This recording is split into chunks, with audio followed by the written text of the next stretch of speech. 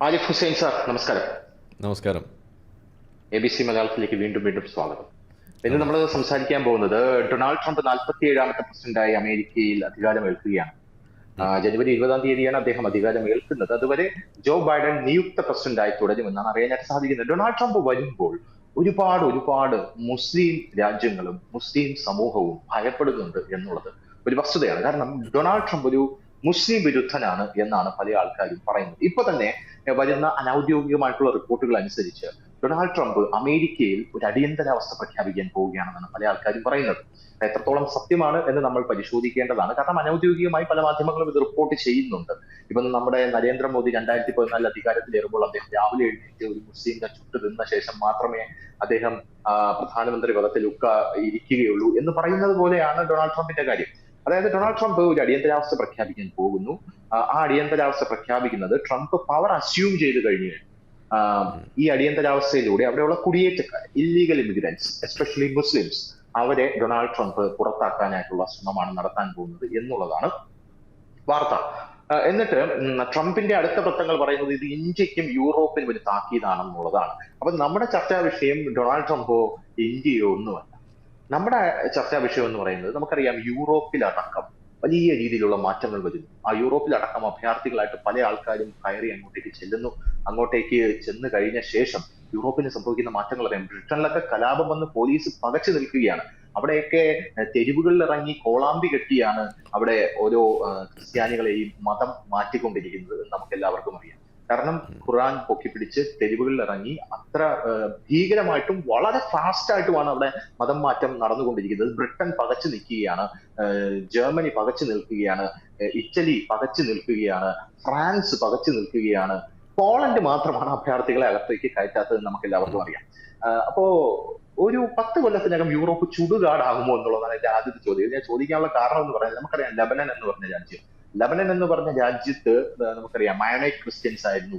അവര് നമ്മുടെ നാട്ടിൽ മതേതരത്വം എന്നൊക്കെ പറയില്ലേ, അതുപോലെ അവർ ഈ അവരുടെ ഒരു എന്താ പറയാ, അവരുടെ ഒരു റൂളിംഗ് സംവിധാനത്തിൽ ഒരു സംഭവം ഇംപ്ലിമെന്റ് ചെയ്തു. അതായത് അവിടെ എത്രയധികം മതസ്ഥരുണ്ടോ അവർക്ക് എല്ലാവർക്കും തുല്യമായി അധികാരം വീതിച്ചു കൊടുക്കുക എന്നുള്ളതായിരുന്നു ലെബനന്റെ ചരിത്രം പരിശോധിച്ചു കഴിഞ്ഞാൽ അപ്ലൈ ചെയ്തിരുന്ന അല്ലെങ്കിൽ ഇംപ്ലിമെന്റ് ചെയ്തിരുന്ന ഒരു രീതി എന്ന് പറയുന്നത്. ഇപ്പോ പ്രസിഡന്റ് ഉണ്ടെങ്കിൽ പ്രസിഡന്റ് ഒരു മൈനോറിറ്റി ക്രിസ്ത്യൻ ആയിരിക്കും, പ്രധാനമന്ത്രി ഉണ്ടെങ്കിൽ അതൊരു മുസ്ലിം ആയിരിക്കും, അങ്ങനെയാണ് അവർ കൊടുത്തിരുന്നത്. പക്ഷെ വൺസ് അവിടെ ഇത്തരത്തിൽ ഒരു ഇംപ്ലിമെന്റേഷൻ വന്നപ്പോഴും പിന്നീട് പലസ്തീനിലുള്ള, അത് വായിച്ചപ്പോൾ ഞാൻ ഞെട്ടിപ്പോയി, ലബനന്റെ ചരിത്രം, 1 ലക്ഷം അഭയാർത്ഥികളെ മാത്രമാണ് അവരകത്തേക്ക് കയറ്റിയത്. പിന്നെ നമ്മൾ കാണുന്നത് ലബനൻ ഭീകരവാദത്തിന്റെ ഒരു കൂടായി മാറുന്നതാണ്. അതുപോലെ യൂറോപ്പ് മാറുമോ, യൂറോപ്പിന് മാറാൻ സാധിക്കും? യെസ്. ഇതൊരു ആഗോളതലത്തിൽ തന്നെ നമ്മൾ നോക്കുകയാണെങ്കിൽ വലിയ തോതിൽ ചർച്ച ചെയ്യാൻ പോകുന്നൊരു വിഷയമാണ്. കാരണം ഒരു 2000-ത്തിന് ശേഷം നമ്മൾ ചർച്ച ചെയ്തുകൊണ്ടിരിക്കുന്നത് അഭയാർത്ഥി പ്രവാഹത്തെക്കുറിച്ചാണ്. അതായത് ഇൻഫ്ലക്സ് ഓഫ് റെഫ്യൂജീസ്, അത് വിവിധ രാജ്യങ്ങളിലേക്ക്, പ്രത്യേകിച്ച് യൂറോപ്പിലേക്കും, അതുപോലെ യൂറോപ്പിലേക്ക് തന്നെയാണ് പ്രധാനമായിട്ടും. അപ്പോൾ അന്നൊക്കെ നമ്മൾ ഓർക്കുന്നുണ്ടാവും ചില ചിത്രങ്ങൾ, അതായത് വെൽക്കം റെഫ്യൂജീസ് എന്ന് പറഞ്ഞ്, വി വെൽക്കം യു എന്നൊക്കെ പറഞ്ഞ് ബാനറൊക്കെ എഴുതി വെച്ച്, അതുപോലെ ചില പൂച്ചെണ്ടുകളൊക്കെ ആയി വന്ന് നിന്നുകൊണ്ട് അവരെ തടയാൻ വേണ്ടിയോ അതല്ലെങ്കിൽ അവരെ തിരിച്ചയക്കുന്നതിന് വേണ്ടിയോ, അല്ലെങ്കിൽ അവരെ സ്വീകരിക്കുന്ന ആ ഒരു പ്രോസസ്സ് വൈകുന്നതൊക്കെ കാണുമ്പോൾ അതിലൊക്കെ ഇടപെട്ടുകൊണ്ട് വരെ അവരെ സഹായിക്കാനെന്നൊക്കെ ആ ഒരു നാട്ടിലെ ആളുകൾ തന്നെയാണ് മുന്നോട്ട് വന്നു നിന്നത്. നമ്മൾ കണ്ടിട്ടുള്ളതാണ് അത്തരം ചിത്രങ്ങളൊക്കെ. സ്വീഡനിൽ, ജർമ്മനിയിൽ, യൂറോപ്പിലൊരു ചരിത്രം പറയുകയാണെങ്കിൽ ഏറ്റവും കൂടുതൽ ഈ പ്രോ റെഫ്യൂജി ആയിട്ട് നിന്നിരുന്ന രാജ്യങ്ങളാണ് ഈ നെതർലാൻഡ്സ്, അതുപോലെ സ്വീഡൻ, UK, അങ്ങനെയുള്ള രാജ്യങ്ങൾ, ഫ്രാൻസ് എല്ലാം. ജർമ്മനിയൊക്കെ അതിൽ മുൻപന്തിയിൽ തന്നെയായിരുന്നു. സാമ്പത്തികമായിട്ട് പോലും അവർക്ക് അതിനുള്ള ശേഷിയുള്ളതുകൊണ്ടൊക്കെയാണ് അവരങ്ങനെ വന്നത് പോലും. പക്ഷേ ഇന്ന് ഇപ്പോൾ നമ്മൾ കാണുന്നത്, അങ്ങനെ വന്നു കയറിയിട്ടുള്ള ആളുകൾ ഒരു കാലഘട്ടം കഴിയുമ്പോൾ, നമ്മൾ സാധാരണ പറയും വിശന്ന് വന്ന ആൾക്ക് ഭക്ഷണമൊക്കെ കൊടുത്തു കഴിഞ്ഞപ്പോൾ ഈ വറ്റ എല്ലിൻ്റെ ഇടയിൽ കയറി കഴിയുമ്പോൾ ഉണ്ടാകുന്ന ചില പ്രശ്നമെന്നൊക്കെ പറയുന്നത് പോലെ, ഈ റിഫ്യൂജീസായിട്ട് കയറി വന്ന ആളുകൾ അവരവിടെ കുഴപ്പമുണ്ടാക്കുന്നു. ഇറസ്പെക്റ്റീവ് ഓഫ് ദെയർ ബിലീഫ്, അവരുടെ മതമോ അതൊന്നും നമ്മുടെ വിഷയമല്ല. പക്ഷേ ഇവർ ഈ പ്രശ്നം ഉണ്ടാക്കുന്ന സമയത്ത് ആ പ്രശ്നത്തിന് കാതലായ ഒരു സ്വഭാവം, അതൊരു മതത്തിൻ്റെ സ്വഭാവം അതിന് കൈവരുകയാണ്. ഇപ്പോൾ പ്രത്യേകിച്ച് ഇപ്പോൾ ഈ ഒരു വിഷയം നേരത്തെ മുതലുണ്ട്. ഇത് പറയുമ്പോൾ അത് ഇസ്ലാമോഫോബിക്കാണ്, അത് ആൻറ്റി മുസ്ലിം ബിഗോട്രിയാണ് അത് ഉണ്ടാക്കുന്നത്, മുസ്ലിം വിരുദ്ധത ഉണ്ടാക്കുന്നു, അതുകൊണ്ട് നമ്മളങ്ങനെ പറയാൻ പാടില്ല എന്നൊക്കെ പറഞ്ഞ് കുറേ കാലം കണക്കുകൾ സപ്രസ് ചെയ്തും കണക്കുകൾ പുറത്ത് വിടാതെയൊക്കെയാണ് കുറേ കാലമായിട്ട് പോയിക്കൊണ്ടിരിക്കുന്നത്. പക്ഷേ ഇപ്പോൾ ഈ അടുത്ത കാലത്തായിട്ട് പ്രത്യേകിച്ച് അവിടെ ഈ വിഷയങ്ങൾ വലിയ തോതിൽ വർദ്ധിക്കാൻ തുടങ്ങിയപ്പോൾ ഇൻഡിപെൻഡൻ്റ് ആയിട്ടുള്ള സോഴ്സിൽ നിന്ന് പോലുമുള്ള കണക്കുകൾ പുറത്തേക്ക് വിടാൻ തുടങ്ങി. അതായത് പ്രത്യേകിച്ച് അതിൽ ഏറ്റവും കൂടുതൽ അവർ എടുത്തു പറയുന്നൊരു കണക്കെന്ന് പറയുന്നത് ക്രൈം റേറ്റിൻ്റെ കണക്കുകളാണ്, സ്റ്റാറ്റിസ്റ്റിക്സ്. അപ്പോൾ അങ്ങനെ എടുത്ത് നോക്കിയിട്ട് ഇപ്പോൾ പ്രിസൺ ഇൻമേറ്റ്സ് അവരുടെ ഭാഗത്ത് നിന്ന് ഉള്ള കണക്കുകൾ എടുക്കുകയാണ്. എന്നിട്ട് ടോട്ടൽ പോപ്പുലേഷൻ എത്ര, അതിൽ വിഭാഗങ്ങൾ വേർതിരിച്ചിട്ട് അതിൽ എത്ര പേര് ഇതിനകത്ത് ക്രൈം റേറ്റിൽ ഉൾപ്പെട്ട് അല്ലെങ്കിൽ ഈ ക്രിമിനൽസായിട്ട് പിടിക്കപ്പെട്ടിട്ടുണ്ട് എന്ന് നോക്കിയിട്ട് അത് മതം വേർതിരിച്ച് തന്നെ, നാഷണാലിറ്റി വേർതിരിച്ചൊക്കെയാണ് ആളുകൾ പബ്ലിഷ് ചെയ്യാൻ തുടങ്ങിയത്. അങ്ങനെ വന്നപ്പോൾ ഒരു കാര്യം അവിടെ വ്യക്തമാണ്. അതായത് ഈ റെഫ്യൂജീസായിട്ട് വന്ന ആളുകൾ അവർ വലിയ തോതിൽ ഇത്തരം ക്രിമിനൽ ആക്ടിവിറ്റീസിൽ പങ്കെടുക്കുന്നു എന്നതിൻ്റെ കണക്കുകൾ പുറത്തേക്ക് വരാൻ തുടങ്ങി. അത് സ്വീഡനിൽ നിന്ന് വരുന്നു, ജർമ്മനിയിൽ നിന്ന് വരുന്നു, ഫ്രാൻസിൽ നിന്ന് വരുന്നു, അങ്ങനെ ഓരോരോ രാജ്യങ്ങളായിട്ട് അവിടങ്ങളിലുള്ള അത്തരം ആക്ടിവിസം കൊണ്ടു നടക്കുന്ന ആളുകൾ പുറത്തേക്ക് വിടാൻ തുടങ്ങി, അത് ചർച്ചയാക്കാൻ തുടങ്ങി. അപ്പോൾ പിന്നെ നിക്കക്കള്ളിയില്ല എന്നൊരവസ്ഥയിലേക്ക് വന്നു. ഇതെങ്ങനെ പറഞ്ഞു കഴിഞ്ഞാൽ മുസ്ലിം വിരുദ്ധതയാവും, ഇതാണ് പ്രശ്നം. അങ്ങനെ ഇവർ വല്ലാതെ ഈ പൊളിറ്റിക്കൽ കറക്റ്റ്നെസ്സിൽ കുടുങ്ങി, ഇങ്ങനെ വോക്കിസത്തിൽ കുടുങ്ങി ഇങ്ങനെ നിൽക്കുന്ന സമയം 2017 UAE ഒരു മിനിസ്റ്റർ, ഒരു ഫോറിൻ മിനിസ്റ്റർ, അവർ പറയുന്ന ഒരു സ്റ്റേറ്റ്മെൻറ്റ് പോലും നിങ്ങൾ കേട്ടിട്ടുണ്ടോ? You will see more terrorist and extremist coming out of Europe എന്ന് പറയുന്ന ഒരു സ്റ്റേറ്റ്മെൻറ്റ്. നിങ്ങൾ അതിൻ്റെ കാരണം ആൾ പറയുന്നത് due to lack of decision making and political correctness എന്നാണ് പറയുന്നത്. അപ്പോൾ ശരിയായ രീതിയിലുള്ള ഡിസിഷൻ മേക്കിങ്ങിലൂടെയും ഈ പൊളിറ്റിക്കൽ കറക്റ്റ്നെസ് മാറ്റി വെച്ചിട്ട് കാര്യങ്ങൾ അഡ്രസ്സ് ചെയ്യാനും നിങ്ങൾ മടിച്ചാൽ, അതിനുവേണ്ടി നിങ്ങൾ മുതിരാതെ ഇരുന്നാൽ, നിങ്ങൾ കാണാൻ പോകുന്നത് യൂറോപ്പിൽ നിന്നും കൂടുതൽ എക്സ്ട്രീമിസ്റ്റുകളും ടെററിസ്റ്റുകളും പുറത്തു വരുന്നതാണ്. 2017 അദ്ദേഹം പറയുന്നത്. ഇന്നിപ്പോൾ നമ്മൾ 2023 ശേഷം നമ്മൾ നോക്കുമ്പോൾ ഒരു കാരണം അവർക്ക് കിട്ടി. ആ കാരണം എന്ന് പറയുന്നത് ആൻറ്റി സെമിറ്റിസം എന്ന് പറയുന്ന വിഷയം, ജൂതവിരുദ്ധത. അത് ഒക്ടോബർ 7 ശേഷം നടന്ന ആ ഒരു ഇസ്രായേലിലേക്ക് കടന്നു ചെന്നുകൊണ്ട് ഒക്ടോബർ 7 നടത്തിയ ഒരു ഭീകരാക്രമണം, അതിനെ ഒരു ഭീകരാക്രമണമാണ് എന്ന് പോലും പറയാൻ സാധിക്കാതെ, അത് സ്വാതന്ത്ര്യ സമര പോരാട്ടമാണ് എന്നൊക്കെ അതിനെ ചിത്രീകരിച്ച് അതിനെ ന്യായീകരിച്ച് നടക്കുന്ന കാഴ്ച അത് ഇവിടെ ലോകവ്യാപകമായിട്ട് ചർച്ച ചെയ്യപ്പെടുകയാണ്. അതിനുവേണ്ടി മുന്നോട്ട് വരുന്നത് പ്രത്യേകിച്ചും ഇതുപോലെ രാജ്യങ്ങളിലേക്ക് കടന്നു വന്ന് റെഫ്യൂജീസായിട്ട് വന്ന ആളുകൾ, അവരാണ് ഇതിന് ഏറ്റവും കൂടുതൽ കോപ്പ് കൂട്ടുന്നതും. അവരുടെ ആ വലയിൽ വീണുകൊണ്ട് ആ നാട്ടിലുള്ള ലിബറൽസ് ആയിട്ടുള്ള ആളുകൾ, അവരെ നമുക്ക് കുറ്റം പറയാൻ കഴിയില്ല. കാരണം മനുഷ്യസ്നേഹികളാണ് അവർ ബേസിക്കലി. കാരണം ഇതേ ആളുകൾ തന്നെയായിരുന്നു പണ്ട് റെഫ്യൂജീസ് വെൽക്കം എന്ന് പറഞ്ഞ് ഇറങ്ങി തിന്ന ആളുകൾ. അവരെ സംബന്ധിച്ചിടത്തോളം മനുഷ്യൻ്റെ പ്രശ്നം ഒരു ഹ്യൂമാനിറ്റേറിയൻ ക്രൈസിസ് ആയിട്ടാണ് അവരിതിനെ കാണുന്നുള്ളൂ. അവർ സ്വാഭാവികമായിട്ടും ഇത്തരം ആളുകളെ കൂടെ കൂട്ടുന്നു. അങ്ങനെ ഇവർ രണ്ടുപേരും കൂടി ചേർന്ന് നിന്നുകൊണ്ട് ഇത്തരം പ്രക്ഷോഭങ്ങൾ നയിക്കുന്ന ഒരു അവസ്ഥയാണ് അവിടെ കാണുന്നത്. ഇത് വെറുതെ ഒരു പ്രക്ഷോഭം നയിച്ചാൽ പോട്ടേന്ന് നമുക്ക് വെക്കാം. ഇതങ്ങനെയാണോ? ഇപ്പോൾ കഴിഞ്ഞ ദിവസം നെതർലാൻഡ്സിലൊക്കെ നമ്മൾ കണ്ടത് എന്താണ്? ചേസ് ചെയ്തിട്ട് വണ്ടി ഇടിച്ച് തെറിപ്പിക്കുകയാണ്. ജൂതൻ എവിടെയെന്ന് തപ്പി നടന്ന് അവനെ ചേസ് ചെയ്യുന്ന കാഴ്ച, അവനെ ഇടിച്ചിടുന്ന കാഴ്ച, വണ്ടി കൊണ്ട് ഇടിച്ച് തെറിപ്പിക്കുന്ന കാഴ്ച. ഇങ്ങനെ ഓരോ സംഗതികൾ കാണുമ്പോൾ ഇപ്പോൾ ഒരു എക്സ് മുസ്ലിം എന്നുള്ള രീതിയിൽ നമ്മളിതിനെ കാണുന്ന സമയത്ത് നമുക്കിതിനകത്ത് അത്ഭുതമൊന്നും തോന്നില്ല. കാരണം ഈ ആളുകൾ ഇങ്ങനെ ചെയ്ത സംഗതി ഇതേപോലെ ഓൾമോസ്റ്റ് സിമിലർ ടു ദാറ്റ്, അത് നമ്മൾ ഹദീസിലൊക്കെ എഴുതി വെച്ച കാര്യമാണ്. അന്ത്യനാൾ അടുക്കുമ്പോൾ ജൂതനും മുസ്ലിങ്ങളും തമ്മിൽ ഒരു വലിയ യുദ്ധം വരും. ആ യുദ്ധത്തിൻ്റെ സമയത്ത് ജൂതൻ ജീവനം കൊണ്ട് ഓടുന്ന സമയത്ത് ജൂതൻ കല്ലുകളുടെ പിന്നിലും മരങ്ങളുടെ പിന്നിലൊക്കെ ഒളിക്കും. അങ്ങനെ ഒളിക്കുന്ന സമയത്ത് കല്ല് വിളിച്ച് പറയും, ഓ മുസ്ലിമേ, നിൻ്റെ പിന്നിലൊരു ജൂതൻ ഒളിച്ചിരിപ്പുണ്ട് എന്ന് കല്ല് ഈ മുസ്ലിമിനെ സഹായിക്കാൻ വേണ്ടിയിട്ട് ജൂതനെതിരെ സാക്ഷി പറയും. എന്നാൽ ഒരു മരമുണ്ട്, ആ മരം ഗർക്കത്ത് എന്ന് പറയുന്ന ഒരു മരം, ആ മരം ജൂതനെ സഹായിക്കും. അപ്പോൾ അതുകൊണ്ട് ഇങ്ങനെ ഒരു സ്റ്റേറ്റ്മെൻറ്റൊക്കെ വെച്ച് ഇങ്ങനെ ഒരു ചരിത്രം ഒക്കെ വരാനിരിക്കുന്നു എന്ന് പറഞ്ഞിട്ട് അങ്ങനെ അവസാനത്തെ ജൂതനെ കൊന്നു തള്ളിയിട്ടല്ലാതെ ഇവിടെ ലോകം പോലും അവസാനിക്കില്ല എന്ന് പഠിപ്പിച്ചിട്ട്, അതേപോലെ ജ്യൂസ് കുടിക്കരുത്, അത് കണ്ടുപിടിച്ചത് ജൂതന്മാരാണെന്ന് വരെ നമ്മളെ മദ്രസകളിലും അല്ലെങ്കിൽ മതപ്രഭാഷണ വേദിയിൽ വരെ പറയുന്ന രീതിയിലേക്ക് അതിനെ അത്രമാത്രം നോർമലൈസ് ചെയ്യുന്ന രീതിയിലേക്ക് ഇവിടെ എത്തിച്ചിട്ടുണ്ട്. ഞാനൊന്നും ഒരു ജൂതനെ പോലും ജീവിതത്തിൽ കാണാത്ത കാലത്ത് പോലും ജൂതവിരുദ്ധത, ജൂതനെ കണ്ട എന്തെങ്കിലും ഒന്ന് ചെയ്യണം, അവനോട് ഒരു വെറുപ്പെങ്കിലും പ്രകടിപ്പിക്കണം എന്ന് മനസ്സിൽ നമുക്ക് ഇട്ട് തന്നിട്ടുള്ള ഒരു കാലമാണ്. അത് കൊണ്ടു നടന്നിരുന്ന ഒരു കാലം. ഇന്നും ഇവിടെ ജീവിക്കുന്ന മുസ്ലിങ്ങൾ അതൊക്കെ തന്നെയാണ് കൊണ്ടു നടക്കുന്നത്. ഭൂരിപക്ഷം താങ്കൾ ഓരോ ആൾക്കാരുടെ മനസ്സിൽ ജൂതവിരുദ്ധത എത്തുന്നത് അതാ ഞാൻ പറഞ്ഞു വരുന്നത്. ഇത് ഒറ്റയടിക്ക് ഇപ്പോൾ മദ്രസയിൽ നിങ്ങൾ LKG ചേരുമ്പോൾ ആദ്യത്തെ ദിവസം ജൂതവിരുദ്ധത അല്ല പഠിപ്പിക്കുന്നത്.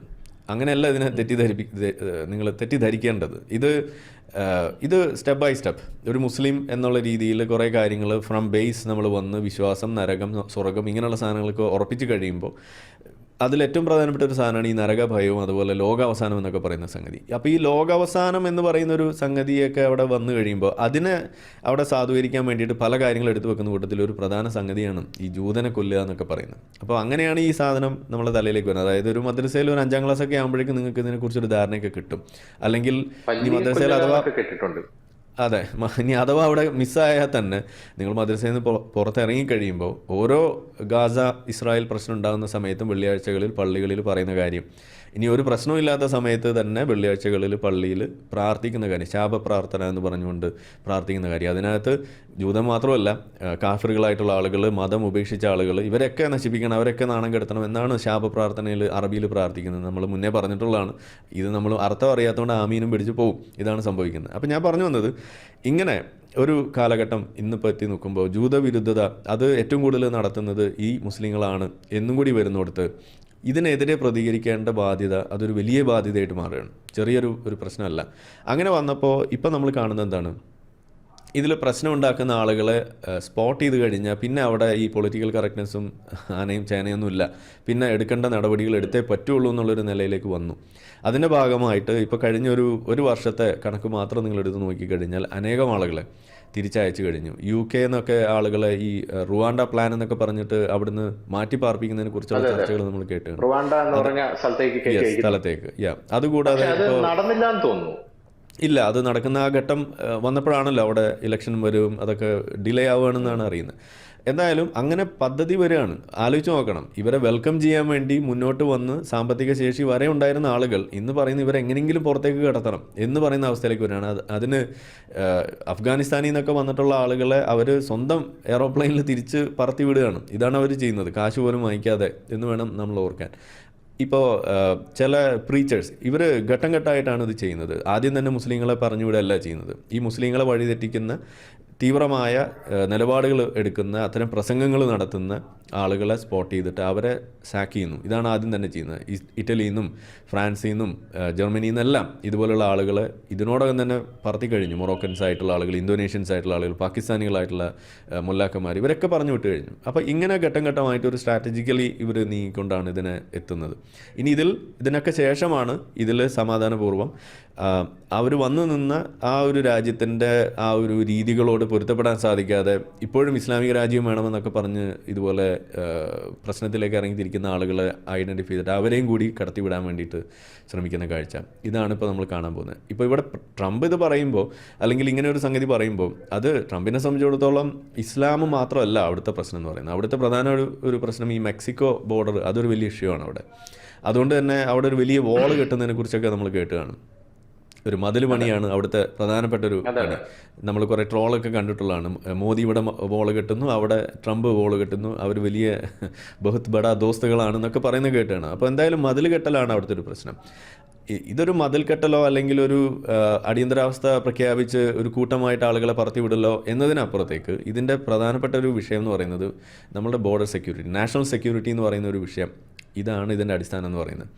അത് എല്ലാ രാജ്യത്തിനും ബാധകമാണ്. അത് അമേരിക്കയ്ക്ക് മാത്രമോ ഇന്ത്യക്ക് മാത്രമോ ഉള്ള കാര്യമല്ല. നമ്മളൊക്കെ ഞാൻ പറയും ഈ ഒരു വിഷയത്തിൽ നമുക്കിങ്ങനെ ഒരു അനുഭവം ഉള്ളതുകൊണ്ട്, എന്ന് വെച്ചാൽ ഇപ്പോൾ കാശ്മീരി പണ്ഡിറ്റുകൾക്ക് നേരിട്ടുള്ള വിഷയങ്ങളായാലും, ഇനി അതുമല്ല നമ്മളെ നോർത്ത് ഈസ്റ്റേൺ സൈഡിൽ ഫേസ് ചെയ്യുന്ന പ്രശ്നങ്ങളായാലും, ആസാമും അതുപോലെയുള്ള ബംഗ്ലാദേശിൽ നിന്നുള്ള വിഷയങ്ങൾ, ഇതൊക്കെ ആയാലും ഇനി ഇതൊക്കെ നമുക്ക് പരിചയമുള്ള വിഷയങ്ങളായതുകൊണ്ട് മുൻപേ തന്നെ 1947 ശേഷം തന്നെ നമുക്ക് പരിചയമുള്ള കാര്യങ്ങളായതുകൊണ്ട് ഇന്ത്യ ഇക്കാര്യത്തിൽ കുറേയും കൂടി പ്രൊആക്റ്റീവ് ആണെന്ന് വേണമെങ്കിൽ നമ്മൾ പറയണം. ഇപ്പോൾ നമ്മൾ പറയാറുണ്ട്, ഇപ്പോൾ ഈസ്റ്റർ ഡേ ബോംബിങ് നമ്മളുടെ ശ്രീലങ്കയിൽ നടന്നിട്ടുള്ള സംഗതി. യെസ്, അപ്പോൾ ആ സംഗതി നടക്കുന്ന സമയത്ത് ഇൻ്റലിജൻസ് അവർക്ക് ഒരു വിവരം ഉണ്ടായിരുന്നു എന്നാണ് പറയുന്നത്. അതായത് ഇവിടെ ഇന്ത്യയിൽ വേളാങ്കണ്ണി ആ ഭാഗത്ത് ഇതേപോലെ ഒരു സ്ഫോടനം നടക്കാൻ അവർ പദ്ധതി ഇട്ടിരുന്നു. അത് നമ്മളുടെ ഇൻ്റലിജൻസ് അത് ഒഴിവാക്കി കൊടുക്കുന്നു. മീൻസ് അത് മുൻകൂട്ടി കണ്ട് അതിന് വേണ്ടി നടപടികളെടുത്ത് അതിനെ അവിടെ നിർവീര്യമാക്കുന്ന ഒരു ന്യൂട്രലൈസ് ചെയ്യുന്ന അവസ്ഥയിലേക്ക് നമുക്ക് ചെയ്യാൻ കഴിഞ്ഞു. അതേസമയം ഇതേ പണി ശ്രീലങ്കക്കാർക്കും വിവരം കൊടുത്തിരുന്നു, അവരത് കാര്യമാക്കി എടുത്തില്ല എന്നതാണ് നമുക്കറിയാൻ കഴിയുന്നൊരു വിഷയം എന്ന് പറയുന്നത്. അപ്പോൾ നമ്മൾ ആലോചിച്ച് നോക്കാം, നമ്മൾ എത്രമാത്രം ഇതിനകത്ത് മുന്നോട്ട് പോയിട്ടുള്ളൊരു രാജ്യമാണ്. അപ്പോൾ ഇത് ഏത് രാജ്യമാണെങ്കിലും അളമുട്ടിയാൽ ചേരയും കടിക്കുമെന്ന് പറഞ്ഞ പോലെ ഇന്നിതൊരു പ്രശ്നമാണ്. നെതർലാൻഡ്സിൽ ഇപ്പോൾ കഴിഞ്ഞ ദിവസം നമ്മൾ കണ്ട ആക്രമണത്തിന് ശേഷം അവരൊരു നിയമം കൊണ്ടുവന്നു, 3 ദിവസത്തേക്ക് ഇനി ഒരു പ്രൊട്ടസ്റ്റും പാടില്ല ഈ ഒരു വിഷയത്തിലെന്ന് പറഞ്ഞിട്ട് അതിനെ ലംഘിച്ചുകൊണ്ട് വീണ്ടും പ്രോ പാലസ്തീൻ ഇതുപോലുള്ള പ്രക്ഷോഭമായിട്ട് ഇറങ്ങിയപ്പോൾ പോലീസ് ഒന്നും നോക്കിയില്ല, എല്ലാത്തിനെയും തടയുകയാണ് ചെയ്തത്, എല്ലാത്തിനെയും പിടിച്ചകത്തിട്ടു. ഇതാണ് അവിടെ സംഭവിച്ചത്. അപ്പോൾ ഇത് ജർമ്മനിയിൽ കണ്ടു കഴിഞ്ഞ ഏതാനും ആഴ്ചകൾക്ക് മുന്നേ. അപ്പോൾ ഞാൻ പറയുന്നു, ഇനി ഇവിടുന്ന് അങ്ങോട്ട് റെഫ്യൂജീസിനെ തിരിച്ചയക്കുന്നതിനെക്കുറിച്ചും റെഫ്യൂജീസ് ഉണ്ടാക്കിക്കൊണ്ടിരിക്കുന്ന പ്രശ്നങ്ങളെക്കുറിച്ചും അവർ വന്നതിൻ്റെ ഭാഗമായിട്ടുണ്ടായിട്ടുള്ള ക്രൈം റേറ്റ് അതിൻ്റെ വർധനവിനെക്കുറിച്ചും ഇപ്പോൾ പല കാര്യങ്ങൾ, ഇപ്പോൾ റേപ്പ് കൾച്ചറൊക്കെ വളരെ വലിയ തോതിൽ ഈ യൂറോപ്യൻ രാജ്യങ്ങളിൽ വ്യാപകമായി എന്നൊക്കെയാണ് അറിയുന്നത്. അതുപോലെ മറ്റ് പല ക്രൈംസും അങ്ങനെയൊക്കെ വരുന്ന സമയത്ത് അതിനകത്ത് മതങ്ങളുടെ പങ്ക്, അതിൽ ഇസ്ലാമിൻ്റെ പങ്ക്, ഇതെല്ലാം കൂടുതൽ ചർച്ചയാകും. ഇതെല്ലാം ചർച്ചയാക്കാതെ വെച്ചതിൻ്റെ ഭാഗമായിട്ട് തന്നെയാണ് അവിടങ്ങളിൽ ഇത്ര നാളും സപ്രസ് ചെയ്ത് വെച്ചതിൻ്റെ ഭാഗമായിട്ടാണ് അവിടെ പലപ്പോഴും ഈ റൈറ്റ് വിങ് പോലും അവിടെ ശക്തി പ്രാപിച്ചത് എന്ന് പോലും തിരിച്ചറിയാനുള്ളൊരു അവസരം ആയിട്ടാണ് ഇത് മാറിയിരിക്കുന്നത്. അപ്പോൾ എനിക്ക് തോന്നുന്നു ഇതൊരു പുതിയൊരു മാറ്റം. അത് ട്രംപ് അതിനകത്ത് പുതിയതായിട്ട് ജോയിൻ ചെയ്ത ഒരാൾ, അത് കുറച്ചും കൂടി ഇമ്പാക്റ്റ്ഫുൾ ആയിട്ട് അത് ചെയ്യാൻ കഴിയുന്ന ഒരാൾ എന്നതുകൊണ്ട് കൂടുതൽ ചർച്ചയാകും. പിന്നെ ട്രംപ് ചെയ്ത എല്ലാവരും കുറ്റപ്പെടുത്തുന്ന ആൾ തന്നെ ലീഡറെ പിടിച്ച് ഏറ്റവും കുഴപ്പമുണ്ടാക്കുന്ന ആളെ പിടിച്ച് ലീഡറാക്കി കഴിഞ്ഞാൽ പിന്നെ പ്രശ്നമില്ലല്ലോ എന്ന് പറഞ്ഞ മാതിരി സാധാരണ ഇതൊക്കെ ചെയ്തു കഴിഞ്ഞാൽ ഇടപെടുന്ന ലോക പോലീസായിട്ട് നിന്നിരുന്ന ആളുകൾ ഇന്ന് അവർ തന്നെ ഇത് ചെയ്യാൻ തുടങ്ങുമ്പോൾ ബാക്കിയുള്ള ആളുകൾക്ക് ഇത് ചെയ്യാൻ പിന്നെ പ്രത്യേകിച്ച് ബുദ്ധിമുട്ടൊന്നും ഉണ്ടാവില്ല. ചൈനയൊക്കെ ഇത് വളരെ നേരത്തെ ഉയ്ഗൂർ മുസ്ലിംസിൻ്റെ കാര്യത്തിലൊക്കെ ചെയ്തിട്ടുണ്ട്. ഒരു അക്ഷരം ഈ ലോകത്താരും വേണ്ടിയിട്ടില്ല. അവർ ചെയ്യുന്നത് അത്ഭുതം. യെസ്, അതെന്താ കാര്യം എന്ന് പറഞ്ഞാൽ ചൈന ചെയ്യുന്നതിനോട് നമുക്ക് യോജിപ്പുണ്ടോ എന്ന് ചോദിച്ചു കഴിഞ്ഞാൽ നമ്മൾ യോജിക്കേണ്ടി വരികയാണ് ഇസ്ലാമിൻ്റെ കാര്യമായതുകൊണ്ട്. അതാണ് നമ്മളൊരു ദുരവസ്ഥ എന്ന് പറയുന്നത്. അതാ പറയുന്നത്, വളരെ ക്രൂരമാണ്. ഈ ക്രൂരമായ രീതിയിൽ ഇത് ചെയ്യാൻ വേറെ വഴിയില്ല അവരുടെ മുന്നിൽ എന്നുള്ളതാണ് നമ്മൾ ആലോചിക്കേണ്ടത്. ഇതാണ് അവരുടെ പ്രശ്നം. എന്താ കാര്യം എന്ന് വെച്ച് കഴിഞ്ഞാൽ ചൈന അതിന് ഉപയോഗിക്കുന്ന ഒരു വാക്ക് തന്നെ ഉണ്ട്, എന്താണ് ചീനവൽക്കരണം എന്ന് നമ്മൾ മലയാളത്തിൽ പറയും, എന്താണ് സിനിഫിക്കേഷൻ, അങ്ങനെ കണ്ടാണ് ഇംഗ്ലീഷിലൊരു വാക്ക് അവർ ഉപയോഗിക്കുന്നത്, ചീനവൽക്കരിക്കുക. അതായത് പള്ളിയുടെ മിനാരം പോലും അതിനകത്ത് സോഷ്യലിസം ഒക്കെ എഴുതി ചേർക്കുകയാണെന്നാണ് ഞാൻ വായിച്ചിട്ടുള്ളത്. ഇത് ചൈന ചെയ്യുന്നത് ക്രൂരമല്ലേ എന്ന് ചോദിക്കുമ്പോൾ നമ്മളവിടെ ഓർക്കേണ്ടത് അംബേദ്കർ പറഞ്ഞൊരു കാര്യമാണ്. നിങ്ങൾ ഈ മതത്തിൻ്റെ ജാതിയുടെയൊക്കെ അടിസ്ഥാനത്തിൽ എന്ത് സാധനം കെട്ടിപ്പടുത്താലും അത് വിജയിക്കില്ല, അത് തട്ടി പൊളിഞ്ഞ് താഴെ വീഴും. കാരണം അത് മതം എന്ന് പറയുന്ന ഒരു വളരെ ഫ്ലിംസി ആയിട്ടുള്ള ഒരു ബേസുള്ള സാധനമാണ്. അതിൻ്റെ മുകളിൽ നിങ്ങൾ എന്ത് സാധനം പണിതിട്ടും കാര്യമില്ല. അതിൻ്റെ മുകളിൽ നിങ്ങൾക്ക് ഇപ്പോൾ ഈ ലെബനോൻ്റെ കാര്യം പറഞ്ഞപ്പോൾ ഓർമ്മ വന്ന കാര്യമാണ്. ലെബനോൻ അവിടെ കൊണ്ടുവച്ചത് അവർ ഉദ്ദേശിച്ചത് എന്താണ്, ഒരു നല്ലൊരു സാമൂഹിക സാഹചര്യം ഉണ്ടാക്കാൻ വേണ്ടി എല്ലാ മതങ്ങൾക്കും തുല്യ പ്രാധാന്യം വരുന്ന രീതിയിൽ പ്രസിഡന്റ്, ക്രിസ്ത്യൻ പ്രൈം മിനിസ്റ്റർ, മറ്റേ വിഭാഗം, അങ്ങനെ വേർതിരിച്ച് എല്ലാ മതങ്ങളെയൊക്കെ ഉൾക്കൊള്ളിക്കുന്ന രീതിയിലേക്ക് കൊണ്ടുവരാൻ വേണ്ടി നോക്കുമ്പോൾ ഇതിൽ ഒരു മതം കുഴപ്പമുണ്ടാക്കിയാൽ മതി, ബാക്കിയുള്ള എല്ലാം തകരും. ഇതാണ് ഇവിടുത്തെ പ്രശ്നം. അങ്ങനെ കുഴപ്പമുണ്ടാക്കാൻ സാധ്യതയുള്ള അത് ഇസ്ലാം എന്ന് പറയുന്നത്. അതാണ് നമ്മുടെ പ്രശ്നം. എന്തുകൊണ്ട് ഇസ്ലാമിനെ മാത്രം വിമർശിക്കുന്നു എന്ന് ചോദിക്കുമ്പോൾ ഉള്ള കുഴപ്പവും അല്ലെങ്കിൽ അതിൻ്റെ ഉത്തരവും ഇത് തന്നെയാണ്. കാരണം ഇവിടെ ഒരുപാട് മതങ്ങളുണ്ട്, ഒരുപാട് പട്ടികളുണ്ട്. പക്ഷേ നമ്മൾ കല്ലെടുത്ത് എറിയാൻ വേണ്ടി നോക്കുന്നത് ഏത് പട്ടീനായിരിക്കും? വെറുതെ അതിലെ കിടന്നുറങ്ങുന്ന ഒരു പട്ടീനെ നമ്മൾ പോയി കല്ലെറിയോ? ഇല്ലല്ലോ. അതേസമയം നമ്മളൊരു പേപ്പട്ടിയാണ് എന്ന് അറിഞ്ഞു കഴിഞ്ഞാൽ നമ്മൾ എന്ത് ചെയ്യും? ഇതാണ് ഇവിടെ നടക്കുന്നത്. അപ്പോൾ ഇത് നമ്മൾ ലോകം തിരിച്ചറിഞ്ഞ് ഇനി അതിനുവേണ്ടി നിയമങ്ങൾ ഉണ്ടാക്കുമ്പോൾ അതിനെതിരെ നിലവിളികളായിട്ട് പോകുന്നതിന് പകരം ഈ യാഥാർത്ഥ്യത്തെ ഉൾക്കൊണ്ട് നമ്മൾ UAE മിനിസ്റ്റർ പറഞ്ഞ പോലെ അതിനെതിരെ നിങ്ങൾ കൃത്യമായ നിയമങ്ങൾ ഉണ്ടാക്കി അതിന് ഈ പൊളിറ്റിക്കൽ കറക്റ്റ്നെസ് മാറ്റിവെച്ച് അഡ്രസ്സ് ചെയ്യാൻ നിങ്ങൾ മുന്നോട്ട് വന്നിട്ടില്ല എന്നുണ്ടെങ്കിൽ ഇത് നിങ്ങളെയും കൊണ്ടേ പോവുള്ളൂ, നമ്മളെയും കൊണ്ടേ പോവുള്ളൂ എന്ന് തന്നെയാണ് നമുക്ക് ഇതിനകത്ത് അവസാനമായിട്ട് പറയാനുള്ളത്. വളരെ നന്ദി ശ്രീ ആരിഫ് ഹുസൈൻ. Thank U.